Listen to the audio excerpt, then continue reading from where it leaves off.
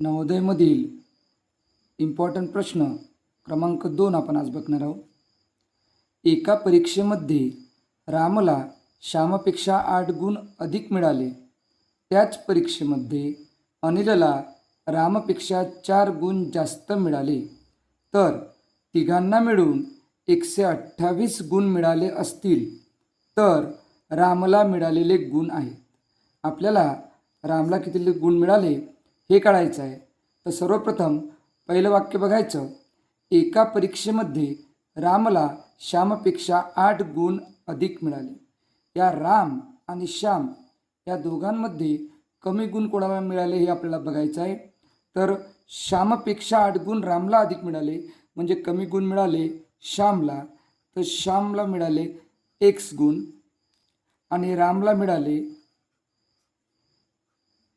x plus 8 गुण.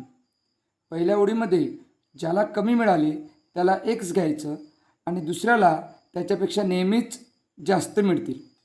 तिसरा मुलगा आहे अनिल. आता आपल्याला बघायचं आहे की अनिलची तुलना कोणासोबत झालेली आहे. तर अनिलची तुलना रामसोबत झालेली आहे. म्हणून रामचे जे गुण आहे ते आपण इथे लिहायचे. रामचे गुण आहे x प्लस 8 तर इथे लिहायचं x प्लस 8. आता बघायचं अनिलला रामपेक्षा 4 गुण जास्त मिळाले. तर जास्त मिळाले म्हणजे +4 बरोबर 8 आणि 4ची बेरीज करायची x अधिक 12 हे झाले अनिलचे गुण. आता पाहायचं आता तिघांना मिळून 128 गुण मिळाले तर तिघांची बेरीज करायची.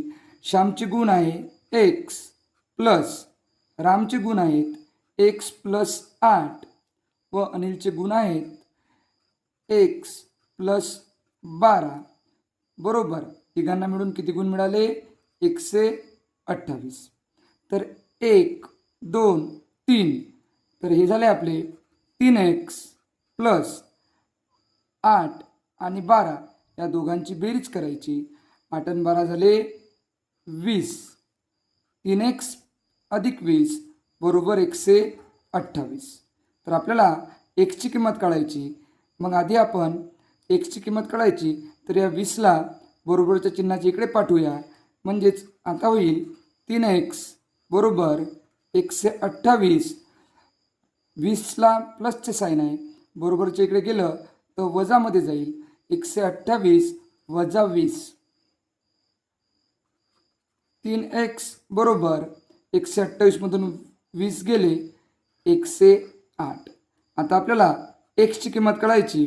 या दोघांच्यामध्ये गुणाकाराचं साईन आहे मग 3ला आपण इकडे पाठवू बरोबरच्या चिन्हाच्या इकडे. x बरोबर 108 भागेला 3. आता यांचा जर भागाकार केला आपण 3 1 3 3 त्रिक 9 1 उरला आणि 8 खाली घेतले 3 सक 18 म्हणजे xची किंमत निघाली 36. मग x म्हणजे कोण आहे तर x म्हणजे आहे श्याम. तर श्यामला मिळालेले गुण आहेत 36.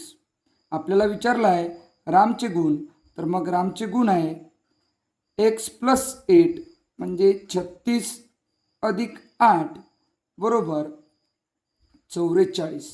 तर आपल्याला मिळालेले गुण आहे रामला मिळालेले गुण आहे 44. याच प्रकारचा दुसरा सराव प्रश्न आहे जो तुम्हा सर्वांना सोडवायचा आहे आणि मला कमेंटमध्ये सांगायचं आहे. प्रश्न आहे गोपालचे वजन अमीरच्या वजनापेक्षा 6 kg कमी आहे आणि रियाचे वजन अमीरच्या वजनापेक्षा 2 kgने जास्त आहे. जर तिघांचे वजन 137 किलो असेल तर अमीरचे वजन किती. अमीरचे वजन काढा आणि मला कमेंट करा.